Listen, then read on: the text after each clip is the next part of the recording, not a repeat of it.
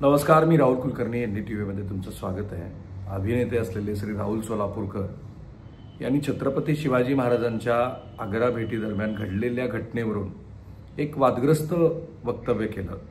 शिवाजी महाराजांनी औरंगजेबाचा दरबार फोडण्यासाठी लाच दिली वगैरे असं ते म्हणाले आणि नंतर त्यांचा माफीनामा पण आला.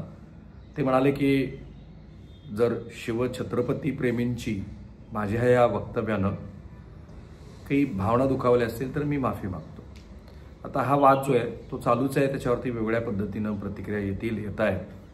माझ्या मते शिवछत्रपतीबद्दल बोलत असताना कोणत्या शब्दांचा आपण वापर करावा ह्याबद्दल सगळ्यांनीच खरोखर विचार करायला हवा. आणि आमचं सुदैव असं आहे की शिवाजी महाराजांच्या जन्मतिथीनिमित्त दरवर्षी मी आधीच्या ज्या संस्थेत काम करत होतो तेव्हा एक स्पेशल डॉक्युमेंटरी आम्ही केली. मग त्यात शिवाजी महाराजांची आग्रा भेट ही जास्त आठवण्याचं कारण म्हणजे 9 वर्षापूर्वी, कारण त्यातला जो एक महत्त्वाचा भाग आहे ज्या आत्ता सोलापूरकर जे म्हणाले त्या संदर्भातलं एक संशोधन 9 वर्षापूर्वी आम्ही महाराष्ट्राला दाखवलं होतं. आणि त्यावेळेला श्री अमर अडके असतील किंवा जयसिंगराव पवार असतील ह्या इतिहास संशोधक मंडळीनं खूप मदत केली होती. मी स्वतः जवळपास 8,000 किलोमीटरचा प्रवास 5 राज्यामध्ये, मध्य प्रदेश, राजस्थान, महाराष्ट्र, कर्नाटक आणि काही अंशी गुजरातचा भाग, ह्या 5-6 राज्यामध्ये, दिल्ली, ह्या 5-6 राज्यामध्ये फिरून केला होता.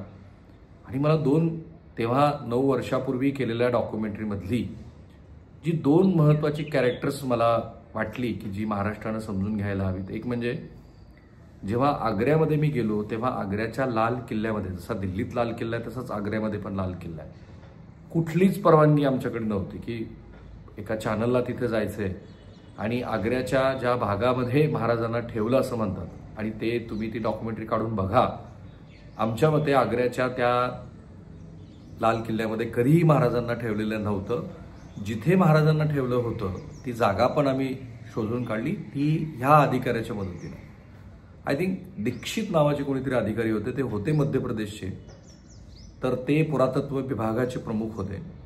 आणि मी त्यांना भेटायला गेलो आणि मी त्यांना विनंती केली की मी अमुक अमुक माध्यमाचा प्रतिनिधी आहे आणि मी छत्रपती शिवाजी महाराजांवरती त्यांच्या आग्रा भेटीवरती डॉक्युमेंटरी करतो आणि माझा मुख्य फोकस हा शिवाजी महाराज हे आग्र्यावरून सुटका झाल्यानंतर 28व्या दिवशी राजगडावर परत कसे आले, हे जे गूढ आहे जे आजही उकललेलं नाहीये ते शोधण्याचा प्रयत्न आहे. तर तुम्ही मला आग्रा किल्ल्यातल्या चित्रीकरणाची परवानगी द्या.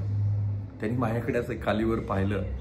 ते म्हणाले व्हॉट इज युअर नेम? मी म्हटलं my name is so and so. तर ते म्हणाले की असं आहे की त्याची एक निहित प्रक्रिया आहे, 1 महिना आधी तुम्हाला आम्हाला कळवावं लागतं आणि त्याच्यानंतर आम्ही आमच्या हायर ऑथॉरिटीला ह्या संदर्भातली विचारणा करतो आणि मग त्यानंतर त्याची परवानगी आम्ही देतो. आणि तुम्हाला याची कल्पना हवी की ज्या लाल किल्ल्यात तुम्ही किल्ल्यामध्ये परवानगी मागताय तिथं आता एअरफोर्सचं काहीतरी एस्टॅब्लिशमेंट आहे, ती परवानगी तुम्हाला देता येणार नाही.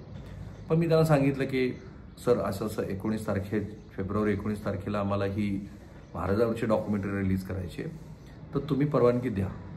पण ते म्हणाले की ठीक आहे. मग त्यांनी बरेचसे तपशील जाणून घेतले आणि आप बाहेर बैठवा असं ते म्हणाले. 1 सव्वा तास झाला असेल, कारण मी मग बाकीचं माझं काम करत होतो, ते एक नकाशा शोधत होतो. सव्वा तासानंतर त्यांनी मला परत बोलवलं. ते म्हणाले की मी शिवछत्रपतीबद्दल डॉक्युमेंटरी करतो आहे, दिवस फारच कमी उरले, 10-12 दिवस उरलेत आणि त्यांचं शिवछत्रपतीबद्दलचं प्रेम हे त्यांनी मला काही इतिहासाचे दाखले देऊन सांगितलं.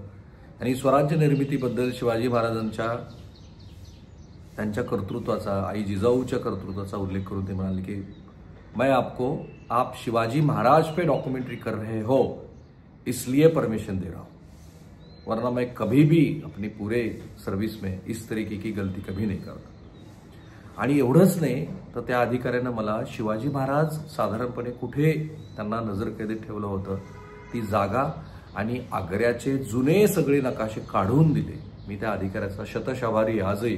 कारण आत्ता जी कॉन्ट्रोवर्सी छोटीशी तयार झाली आहे त्याच्यात नेमकं काय घडलं होतं कसं घडलं होतं हे मला सांगता आलं.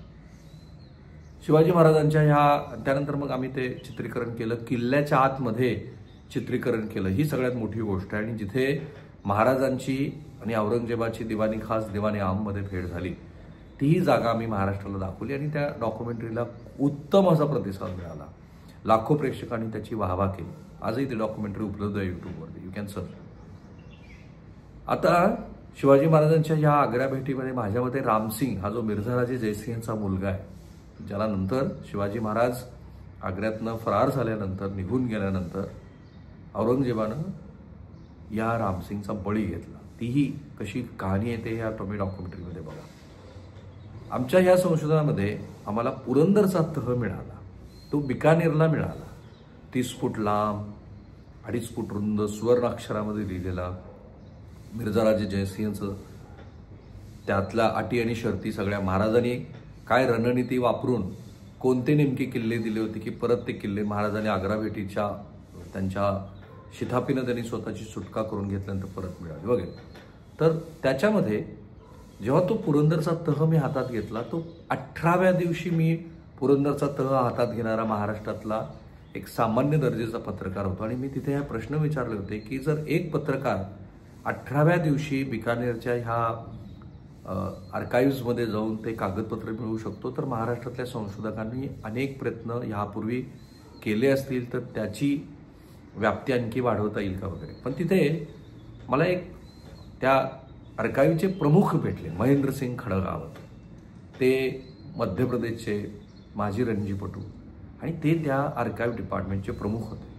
मी त्यांना शिवछत्रपतींच्या उपस्थितीमध्ये मिर्झाराजे जयसिंहच्या दिवानानं महाराजांचं वर्णन करणारी जी पत्र लिहिली, जे जगन्नाथ सरकारांनी नंतर प्रकाशित केली, त्या पत्राबद्दल त्यांना विचारलं की ही पत्र आहेत का.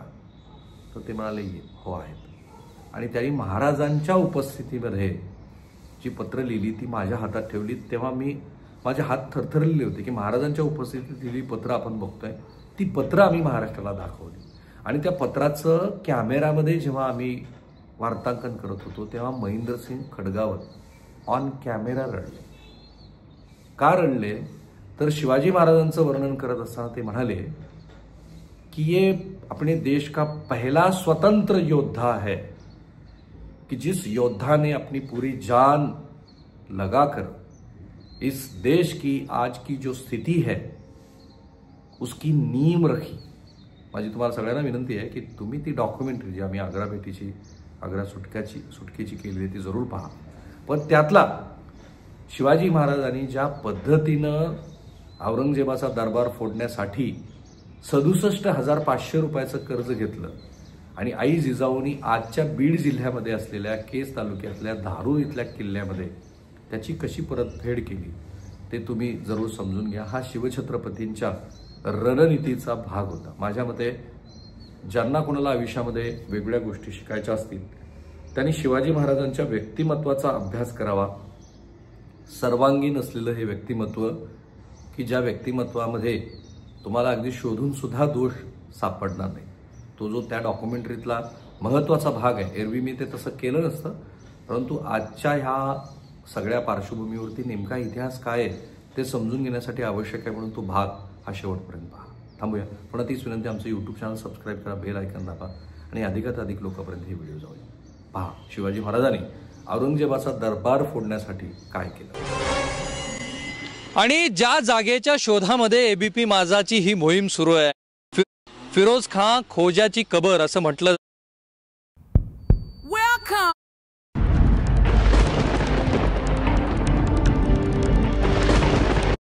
त्यामुळे दुसऱ्या दिवशीही मुलुकचंद सराईतून महाराजांना आग्र्यात घेऊन जाण्याचं या पत्रामुळे आहे त्यानंही बघितलं.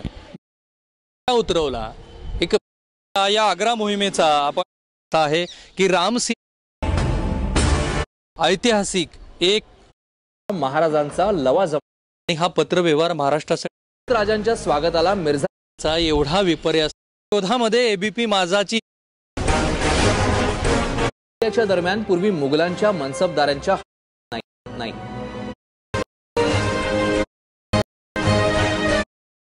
मध्ये एबीपी माझा जागेला आग्र्यामध्ये त्याच्या ही संभाजीराजा मला काही कल्पना नव्हती, आम्ही अडकलेलो तिथे. तर आम्हाला 67,500 रुपये आता लागतील. आणि आजकाल आपण ड्राफ्ट म्हणतो ना, तसा शिवाजी महाराजांनी एक अखंड वरात असं त्याला म्हणतात. अखंड वरात म्हणजे तो ड्राफ्ट, महाराजांच्या सहीचा तो एक ड्राफ्ट. महाराजांनी सांगितलं, हे 67,500 रुपये तुम्ही आम्हाला दिलेले आहेत, हे आम्ही तुम्हाला परत देणार, नुसतेच परत देणार नाही, सव्याज परत देणार. आणि तो खलिता तयार केला, आणखी रामसिंगांच्याकडे दिला. आणि रामसिंगांनी तो पाठवला कोणाकडे?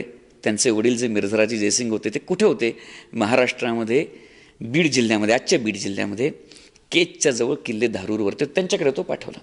आणि शिवाजी महाराजांच्या अनुपस्थितीमध्ये शिवाजी महाराज आग्र्याच्या संघर्षात असताना या सर्व पैशांची सव्याज फेड जिजाऊंनी आपल्या खजिन्यामधून केली होती. आग्र्यात राजांचे चाहते तयार झाले. बादशहांचे दरबारी राजांचे अर्ज बादशहाकडे पोहोचवू लागले. इच्छा असूनही बादशहाला महाराजांचं बरं वाईट करण्यात अडचणी येऊ लागल्या. आपलेच दरबारी शिवाजींना फितूर झाले आहेत असा संशय आल्यानं औरंगजेबानं महाराजांच्या मुक्कामाच्या ठिकाणी चोही बाजूंना तिहेरी चौक्या बसवल्या.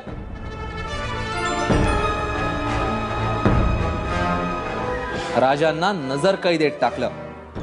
1000 सैनिक रात्रंदिन पहारे देऊ लागले. शिवाजी कैद झाल्याची बातमी आग्र्यात वणव्यासारखी पसरली.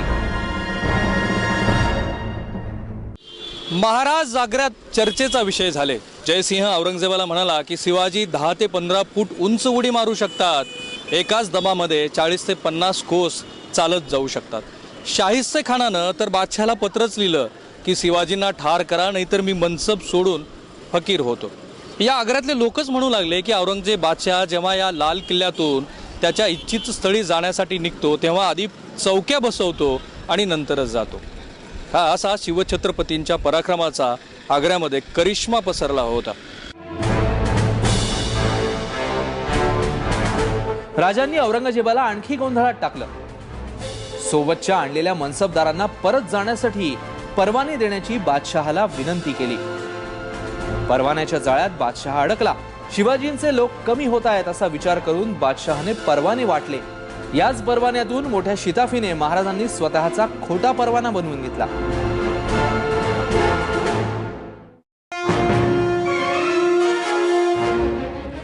ऑगस्ट 1666 ला राजांना ठार मारण्याचा आदेश बादशहाने दिला.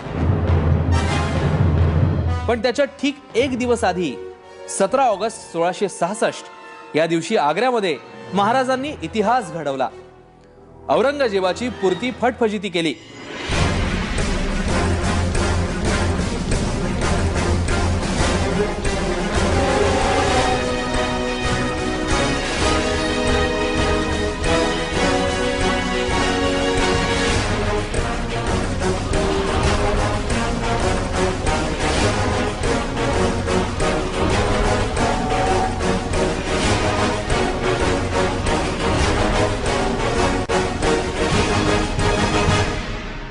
दुर्गम प्रदेशातून निसटून जाण्याची कला, हे एक शास्त्र आहे, ही एक कला आहे. इंगित जाणण्याची कला. इंगित म्हणजे तुमच्या मनामध्ये आता काय चालू आहे, शत्रूच्या मनामध्ये काय चालू आहे हे जाणण्याची सुद्धा एक कला आहे. आज ती अस्तित्वात आहे का काय मला माहीत नाही आहे, पण शिवाजी महाराजांच्या काळामध्ये ती होती. आणि सर्वात महत्त्वाचं म्हणजे जादूगिरी.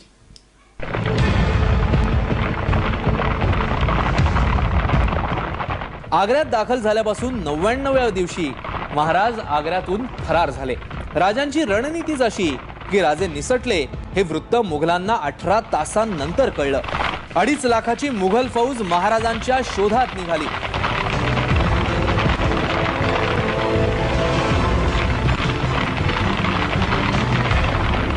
औरंगजेबाच्या हातावरती तुरी देऊन शिवाजी महाराज आग्र्यातून बाहेर पडल्यानंतर आग्र्यामध्ये अक्षरशः हल्लकल्लोळ माजला. बादशाह परेशान झाला आणि बादशाहनं शिवाजी महाराजांना जिथे कुठे सापडतील तिथून पकडून आणण्याचा आदेश दिला. तो आदेश तुम्ही पहिल्यांदा पाहत आहे. हा तो आदेश.